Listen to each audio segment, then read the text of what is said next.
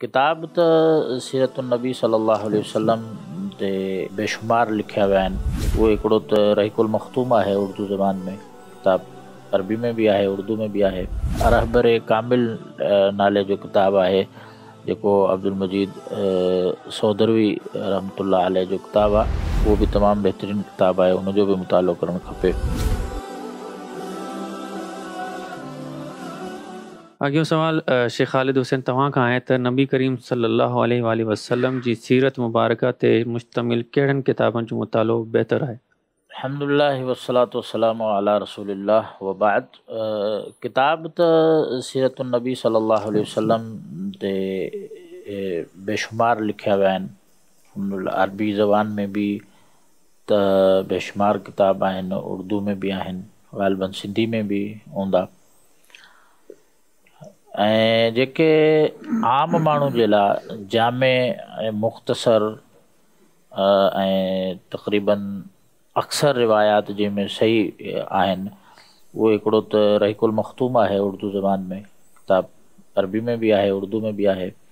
इहो हिकिड़ो मुख़्तसर जामे ऐं माशाअल्लाह सलफ़ी आलिम दीन शेख सफ़ीउर रहमान मुबारकपुरी रहमतुल्लाह अलैह जो किताब आहे।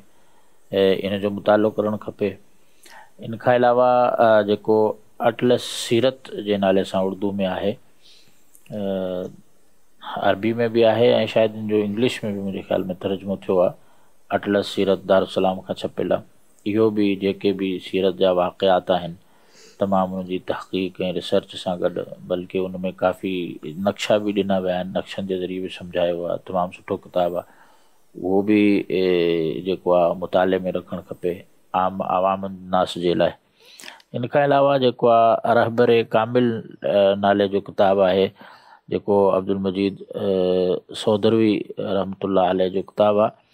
उन में नबी करीम सल्लल्लाहु अलैहि वसल्लम जी तमामु हिकिड़ी ज़िंदगी, यानी कि पाण सल्लम वालिद जी हैसियत सां कीअं हुया, पाण सल्लम जेको आहे उहो हिकिड़े हाकिम जी हैसियत सां कीअं हुया, पाण सल्लम हिकिड़े साथी जी हैसियत सां कीअं हुया, पाण सल्लम हिकिड़े यानी कि घर वारे जी हैसियत सां कीअं हुया। यानी कि जेके बि नबी करीम सल्लम जूं ज़िंदगी आहे उनजो हर हिकु जेको आहे उनखे पहलू खे वठी करे उन्हनि हिकिड़ो जामे जेको आहे किताब लिखियो आहे रहबर कामिल जे नाले सां। उहो बि तमामु बहितरीनु किताब आहे, उनजो बि मुतालो करणु खपे। अल्लाह तबारक व तआला जेको आहे इन नबी सल्लम जी सीरत खे पढ़णु ऐं उन ते मुस्तक़िल अमल करण जी तौफ़ीक़ अता फ़रमाए। इन्नहु वलियु तौफ़ीक़। सब्सक्राइब करियो ऐं बेल आइकन ते क्लिक करियो त जीअं असांजी हर नई वीडियो जो नोटिफिकेशन मिले।